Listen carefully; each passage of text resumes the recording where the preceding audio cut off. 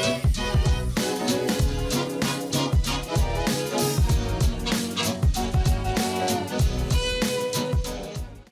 tout le monde, j'espère que vous allez bien. Je suis très contente de pouvoir passer comme ça encore quelques minutes dans votre quotidien ce dimanche pour vous parler de mes lectures du mois de juillet.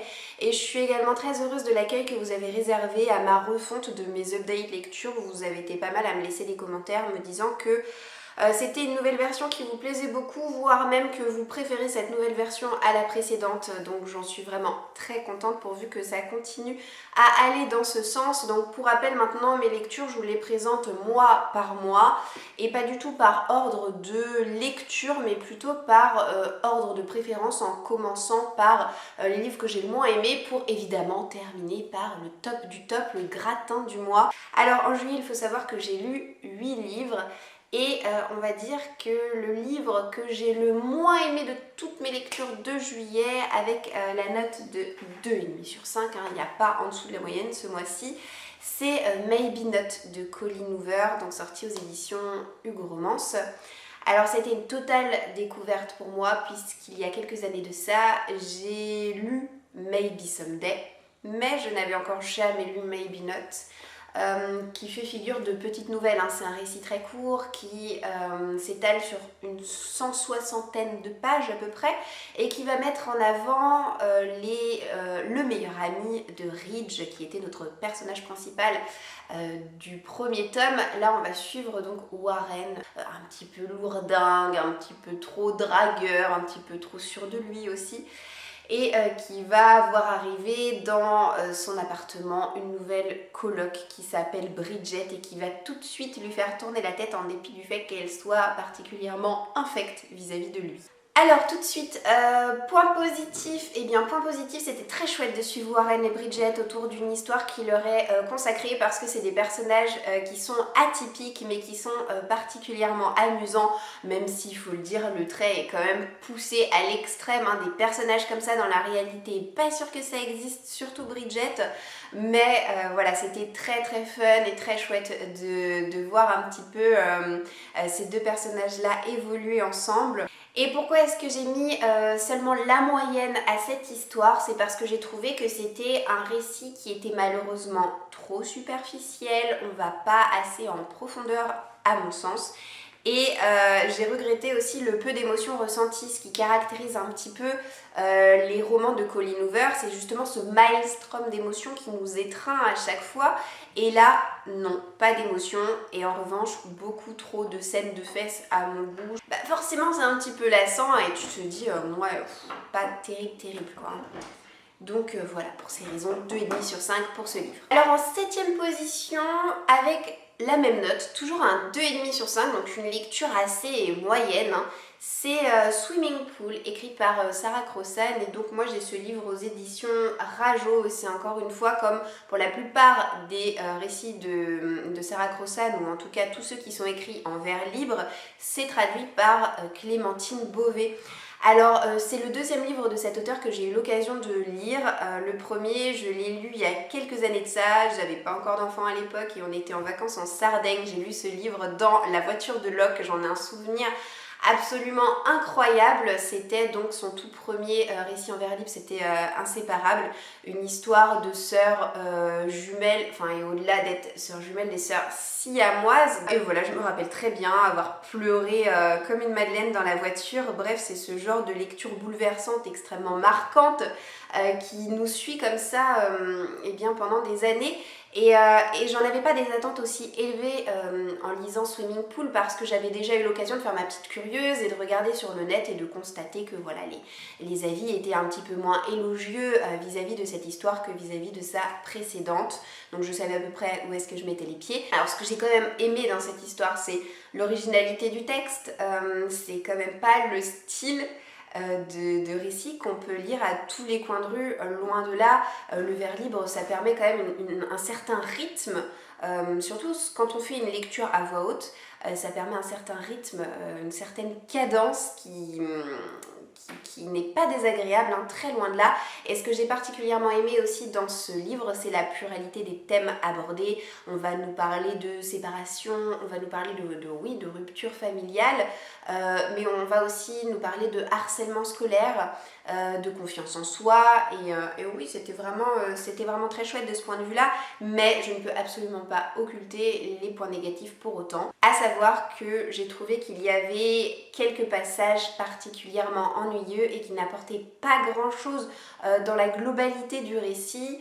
Donc voilà, il y a eu quelques longueurs à mon sens. Et puis de manière générale, quand on s'attache à l'histoire, eh bien on se rend compte que c'est un récit qui est beaucoup moins intense que Inséparables, qui m'a juste pris aux tripes. Bon, je commence maintenant à aller dans les lectures qui m'ont davantage hypée avec ce 6e livre, ou du moins ce livre qui arrive à la 6e place et qui, je crois, a été ma première lecture de juillet, si je ne m'abuse. Donc c'est La vie invisible d'Ady Larue, qui m'a été envoyée par les éditions Lumens et qui est bien entendu écrite par V.I. Schwab. C'est quand même un projet d'écriture assez dingue, dans le sens où on va découvrir une Française qui s'appelle Adeline, qui est surnommée Adi, et qui vit, je crois, c'est au XVIIIe siècle, oui c'est ça. Et elle va conclure un pacte avec le diable. Elle vit une vie assez monotone, assez ennuyeuse, et puis ses parents décident de lui arranger un mariage. Elle n'a pas du tout envie de s'enfermer dans une vie qu'elle juge étriquée. Elle veut vivre éternellement, elle ne veut jamais mourir, mais évidemment, comme tout bon pacte qui se respecte, il y a une contrepartie, et celle-ci est assez lourde, c'est-à-dire que d'accord, elle va traverser les siècles, elle ne mourra pas, elle restera éternellement jeune, mais personne ne se rappellera d'elle, personne ne se rappellera de son nom, personne ne se rappellera de son visage. Alors je vais commencer cette fois-ci par l'aspect un petit peu négatif que j'ai pu noter, et puis on terminera après avec le positif. Alors ce que je note de négatif, c'est qu'il y a eu des longueurs. Déjà c'est un récit qui est juste énorme, mais en même temps Adi traverse les siècles, donc c'est difficile de faire ça en 150 pages, vous voyez. Donc ça se justifie un petit peu. Voilà, on a un livre qui fait à peu près 700 pages. Mais malgré ça, il y a des longueurs, et au-delà de longueurs, il y a des passages qui sont extrêmement répétitifs, et au bout d'un moment, je vous cache pas que c'est assez rébarbatif à lire. Mais en revanche, le point positif pour moi, c'est cet aspect tentaculaire, c'est ce projet d'écriture incroyable auquel s'est adonné l'auteur, de faire évoluer un personnage à travers les siècles et à travers les continents, puisque Adi, c'est une voyageuse dans l'âme. Elle va traverser plein de pays, elle va découvrir plein de cultures, elle va se mettre à parler bon nombre de langues, le latin, le grec, l'anglais, bref, elle va découvrir tellement de choses, et c'est très appréciable de découvrir ça en même temps qu'elle. Les saisons défilent, les gens passent dans sa vie, les hommes aussi, mais elle reste fidèle à elle-même, telle qu'elle. Et ce que j'ai énormément apprécié, c'est la dimension artistique qui est omniprésente. Si on s'intéresse un tant soit peu à l'art, on ne peut que apprécier cette lecture, parce que Adi, c'est une artiste, et elle est toujours inévitablement attirée par des artistes, alors que ce soit des musiciens, des peintres, des écrivains. Et elle va se rendre compte que grâce à l'art, elle réussit, voilà, à implanter des idées à des artistes pour la faire, elle, exister. Et c'est absolument passionnant, voilà, c'est une dimension qui m'a passionnée. De même que le duo, le binôme, appelez ça comme vous voulez, mais avec son diable personnel, il se retrouve de temps à autre au fil du récit. Lui, il n'est pas présent à chaque page, mais il possède une espèce de charisme, une espèce de magnétisme incroyable, et j'ai adoré tous les passages où il est présent. Je vais passer rapidement sur les 2 prochains livres, parce que ce sont des livres dont j'ai déjà eu l'occasion de vous parler et de vous donner mon avis dans mon précédent vlog, donc mon vlog du mois de juillet. Je ne sais pas encore s'il sera sorti au moment où vous verrez cette vidéo. Si ce n'est pas le cas, ce sera sur le point 2, bref. Donc je vous donnerai pas mon avis sur ces livres là, mais je vous les mentionne quand même pour vous dire que je les ai lus en juillet. Avec la note de 4 sur 5, j'ai lu Le journal de Gertie de Bertrand Santini. Ça a été un super moment, évidemment j'en dirai pas plus, mais maintenant tout ce que je peux vous dire, c'est qu'il me faut tous les autres tomes de la série. Toujours avec un 4 sur 5, il s'agit d'une relecture. Je me suis amusée à relire le tome 6 déjà de La Communauté du Sud de Charlène Harris. Pour rappel, moi j'en lis un tome par trimestre, ou plutôt j'en relis un tome par trimestre. Donc j'avance petit à petit dans la relecture de cette saga et évidemment j'ai passé un super moment puisque, juste pour rappel, le tome 6 c'est l'un de mes tomes préférés de la série. Ensuite, toujours un 4 sur 5 et cette fois-ci plus en détail puisque je vous en ai pas parlé en vlog de ce livre-ci. J'ai eu l'occasion de lire le tome 3 des Demoiselles de Spindle Cove. C'est écrit par Tessa Dare et c'est sorti aux éditions J'ai lu, donc dans leur collection spéciale romance historique.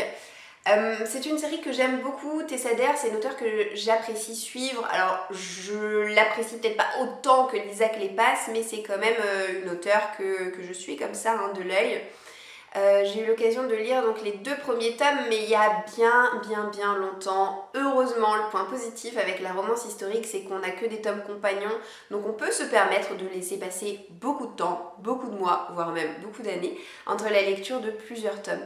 Alors la particularité de cette histoire, c'est que elle se passe au sein d'une station balnéaire, au sein d'un petit village qui accueille en tout cas une station balnéaire réservée aux jeunes femmes qui sont pour la plupart délaissées pour compte et dont la famille cherche un petit peu à se débarrasser. On fait la connaissance de Kate qui est professeure de piano au sein de ce petit village de campagne et qui a pour particularité physique d'avoir une petite tache de naissance sur le front qui est un réel complexe pour elle. Et il faut savoir que Kate, elle est orpheline et qu'elle est à la recherche de sa famille ou en tout cas à la recherche de son identité. Et le personnage masculin phare de cet ouvrage s'appelle Samuel Thorne, qui est chef de la milice. Voilà. Alors, le gros point positif pour moi, c'est cette quête d'identité qui est absolument passionnante, qui amène beaucoup de profondeur au récit, à base de secrets de famille, ce genre d'histoire que j'aime beaucoup. Et qui m'a procuré quelques sueurs froides, qui m'a procuré quelques émotions au passage, donc c'est vous dire à quel point j'étais vraiment à fond dans cette histoire. Évidemment, autre point positif, notre duo de personnages, hein, souvent c'est ce que j'apprécie dans la romance historique, c'est que on a 2 opposés entre le garçon et la fille et à chaque fois c'est un duo qui match hyper bien et là j'ai encore une fois été sous le charme de ce couple qui nous est ici présenté. Donc très bon moment de lecture, d'autant que voilà, le récit était peut-être plus mystérieux et plus imprévisible que l'ont été les 2 premiers tomes, donc c'était fort appréciable.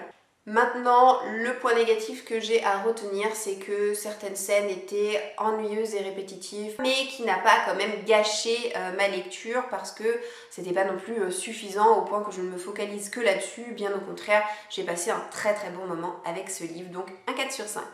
Alors, il me reste 2 livres à vous présenter, donc on est dans le top du mois et toujours avec un 4 sur 5, hein, je crois que j'ai pas réussi à atteindre le coup de cœur ni le 5 sur 5 d'ailleurs, je suis en train de me rendre compte que ça fait belle lurette que j'ai pas ressenti un coup de cœur pour un livre et très honnêtement ça me manque, j'ai l'impression que cette année j'ai beaucoup moins de coups de cœur pour le moment en tout cas.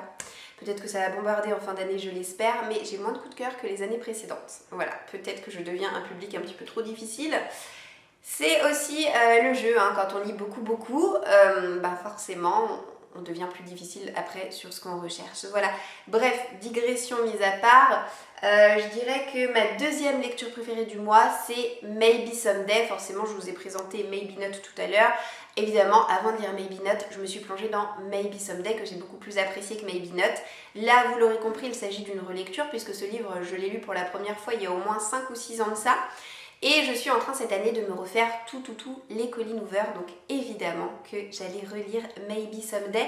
Et pour tout vous dire, et pour surtout ne rien vous cacher, je pense avoir davantage apprécié cette relecture que lorsque j'ai lu le livre pour la première fois.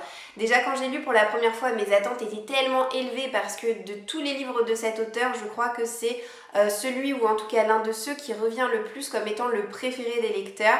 Donc je crois que vu que je ne l'ai pas lu directement après sa sortie, j'en attendais simplement beaucoup trop et c'est pour ça que j'ai été un petit peu déçue. D'autant que dans cette histoire, il y a une rupture amoureuse que la première fois, je me rappelle très bien, j'ai eu beaucoup de mal à encaisser.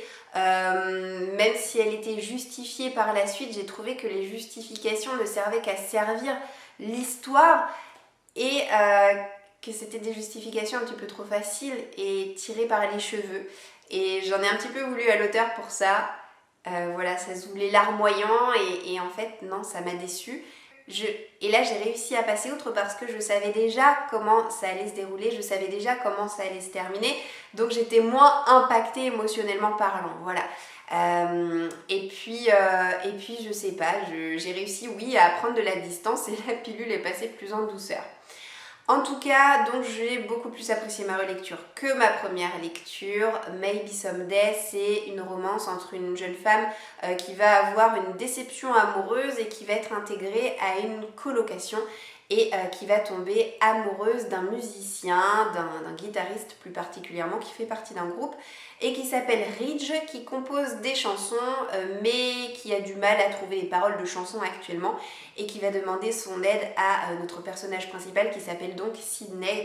Point positif, les personnages sont hyper attendrissants, franchement.